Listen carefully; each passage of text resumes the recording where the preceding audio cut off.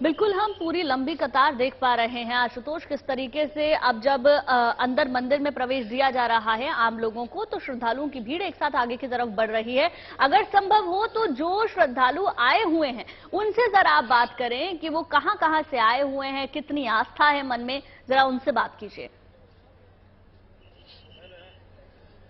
दरअसल आप मेरे पीछे जो तस्वीर देख रहे हैं ये बस एक झलक है। मैं आपको दरअसल वो दिखाने की कोशिश करता हूं जिससे आपको अंदाजा लगेगा कि कितने लोग यहां पहुंचे हैं। ये पूरी, हालांकि पहले जो धाम जो कपाट थे यहां तक पहुंचने के लिए एक अलग रास्ता था, लेकिन जब यहां पर चौड़ीकरण किया गया, यहां पर जो नया प्रोजेक्ट बनाया गया रीडेवलपमेंट, उसके बाद में रास्ते बदले गए। और अब आप इसको अगर देखेंगे तब आपको अंदाजा लगेगा कि ये लगभग 8 से 900 मीटर लंबी लाइन है। और इसमें अगर आप यात्रियों की संख्या का अंदाजा लगा सकें तो आप समझ सकते हैं कितने सारे लोग होंगे। डॉक्टर अजय सती यहाँ पर है, जो इस विजय सती जी जो इन चारधाम यात्रा से जुड़े हुए हैं, बद्री केदार समिति से जुड़े हुए हैं। आपको इतना अंदाजा था कि इतने सारे लोग पहुंचेंगे डॉक्टर साहब? जी, कपाट खुलने के दिन तो ये ऐसा दिव्य मौका होता है, और आज गंगा सप्तमी का दिन है, तो ये मैंने कहते हैं अति गुह्यमिदं तीर्थम सुरासुरे नमस्कृतम ब्रह्मापि नरो यत्र स्नान मात्र नसु, जैसी ये एक ऐसा स्थान है कि ब्रह्म हत्या का पाप का भागी भी जो है यहाँ पर दर्शन करने से उसके उद्धार हो जाते हैं। और हमने देखा हेलीकॉप्टर से फूल बरसाए गए, ऊपर से बर्फबारी हो रही है। मैं चाहूंगा हमारे कैमरामैन दीपक तब तक तस्वीरें भी दिखाते रहे। डॉक्टर सती हमारे साथ जुड़े हैं, वो भी तमाम जानकारियां दे रहे हैं, काफी कुछ बता रहे हैं। प्राकृतिक रूप से भगवान ने जो है जो पुष्प वर्षा की है बर्फ के रूप में, और एक नैसर्गिक दृश्य था।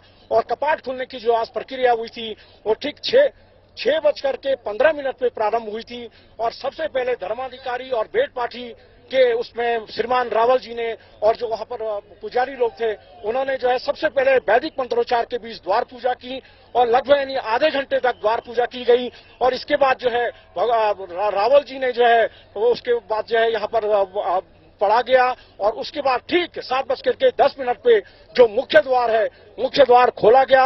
और उसके बाद जो है सबसे पहले श्रीमान जी रावल जी के नेतृत्व में जो गाड़ू घोड़ा होता है, जिससे भगवान जी के तेल कलश के पूजा की जाएगी 6 महीने तक, उसको लेकर के अंदर जाया गया। और सबसे पहले गर्भगृह का ताला खोला गया, और गर्भगृह के ताले खोलने के बाद जो प्रक्रिया होती है, क्योंकि शीतकाल में कहते हैं कि 6 महीने भगवान पूजा करते हैं और 6 महीने नर पूजा करते हैं, तो दरअसल मनुष्यों की बारी है कि अब हम जो आम लोग जो है जाकर के भगवान को देख सकते। जी, आज से जो है ये नर पूजा जो है 7:10 में गंगा सप्तमी की पुण्य पर प्रारंभ हो गई है। सबसे पहले श्रीमान रावल जी, ईश्वरी प्रसाद नंबूरी जी गर्भगृह में उन्होंने प्रवेश किया। और फिर मैं आपको बता दूं, देखिए सुबह से जो 25 मिनट बर्फबारी थी, प्रकृति एक बार फिर श्रद्धालुओं का स्वागत कर रही है और बर्फबारी शुरू हो गई है। मौसम लगातार पहाड़ों में बिगड़ रहा है, हालांकि ऊपरी इलाकों में घने बादल थे। थोड़ी देर पहले सूरज की किरणें आई, पहाड़ की जो चोटियां थी उनको चमकाती हुई, लेकिन एक बार फिर जो है बर्फबारी शुरू। हमारे पर्वतीय क्षेत्र में इस बर्फबारी को जब कपाट खुलते हैं या जैसे कोई दिव्य पर्व और आयोजन होते हैं, तो इस दिन जो है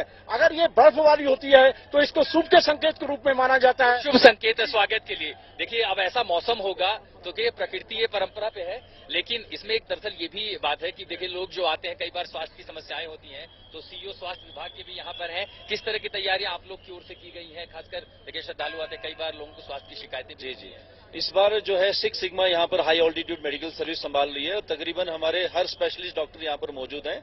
और इस बार हमने ये किया कि हर स्टेट से एक डॉक्टर को लिया है, ताकि डॉक्टर को लैंग्वेज की प्रॉब्लम ना हो, क्योंकि ये नेशनल यात्रा है और जो भी यहाँ मेडिकल टीम है वो सारी हाई ऑल्टीट्यूड वॉरफेयर स्कूल से ट्रेंड है।